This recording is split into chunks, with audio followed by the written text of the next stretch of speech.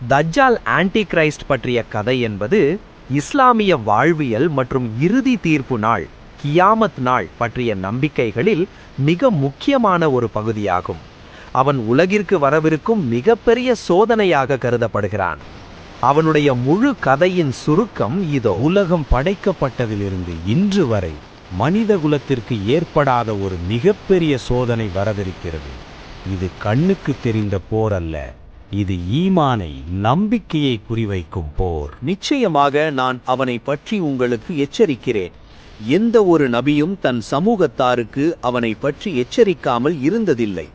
ஆனால் எவரும் சொல்லாத ஒரு செய்தியை நான் உங்களுக்கு சொல்கிறேன். அவன் ஒற்றை கண்ணன், ஆனால் உங்கள் இறைவன் ஒற்றை கண்ணன் அல்ல. ஆதாரம் சஹீஹ் புகாரி 3337. நபி அவர்கள் தஜ்ஜாலை பற்றி எச்சரிக்கும் போது கூறியது, அவன் ஒரு மனிதன், அவனது வலது கண் பிதுங்கிய திராட்சையைப் போல இருக்கும், அவனது நெற்றியில் காஃபிர் என்று எழுதப்பட்டிருக்கும். இதை ஒரு பாமரம் இன்னும் வாசிக்க முடியும். அவன் ஒரு இளைஞன், சுருள் முடி கொண்டவன், அவனது வலது கண் திராட்சையைப் போல பிதுங்கியிருக்கும், அவனது நெற்றியில் காஃபிர் என்று எழுதப்பட்டிருக்கும். வாசிக்க தெரியாத ஒவ்வொரு முக்மினும் அதை வாசிப்பார்கள். ஆதாரம் சஹீஹ் முஸ்லிம் 5219, 5200. அவன் தன் கையில் சொர்க்கத்தையும் நரகத்தையும் வைத்திருப்பான். ஆனால் உண்மை தலைகீழானது. வறுமையில் வாடுபவர்களுக்கு அவன் உணவளிப்பான். நிலத்திலிருந்து செல்வங்களை வெளிப்படுத்துவான். மக்கள் அவனை கடவுள் என்று நம்புவார்கள். மாயைகளும் சோதனைகளும். அவனிடம் ஒரு நதியும் நெருப்பும் இருக்கும். மக்கள் எதை நதி என்று பார்க்கிறார்களோ அது சுட்டெரிக்கும் நெருப்பு. மக்கள் எதை நெருப்பு என்று பார்க்கிறார்களோ அது குளிர்ந்த நீர். அவனது சோதனையில் சிக்கியவர் அந்த நெருப்பில் குதிக்கட்டும், அது அவருக்கு குளிர்ச்சியாக இருக்கும். ஆதாரம் சஹீஹ் முஸ்லிம் 5222. தஜ்ஜால் நுழைய முடியாத 2 இடங்கள், மக்கா மற்றும் மதீனா. அவன் மதீனாவின் எல்லையில் வந்து நிற்பான். அப்போது மதீனா 3 முறை அதிரும். நிலநடுக்கம்.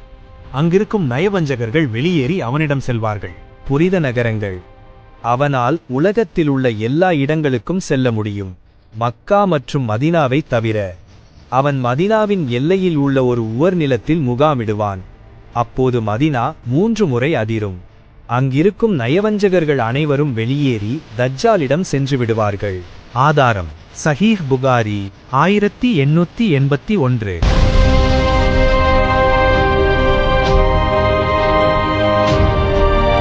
சோதனைகள் உச்சகட்டத்தை எட்டும்போது ஈசா அலைஹிஸ்ஸலாம் அவர்கள் இறங்குவார்கள். பாலஸ்தீனத்தின் லுத் நுழைவாயிலில் தஜ்ஜால் அவர்களை கண்டதும் உப்பு நீரில் கரைவது போல கரையத் தொடங்குவான். அங்கு அவன் கொல்லப்படுவான். தஜ்ஜால் ஒரு கட்டுக்கதை அல்ல, அது வரவிருக்கும் உண்மை. அவனிடமிருந்து நம்மை காப்பது சூரத்துல் கஹஃப் மற்றும் நபி அவர்கள் கற்றுத்தந்த துவாக்கள் மட்டுமே. யார் தஜ்ஜாலை அடைகிறாரோ அவர் சூரத்துல் கஹஃப் அத்தியாயத்தின் ஆரம்ப வசனங்களை ஓதட்டும். அது அவனுக்கு பாதுகாப்பாக அமையும். இறைவா, தஜ்ஜாலின் ஃபித்னாவிலிருந்து எங்களை காத்தருள்வாயாக.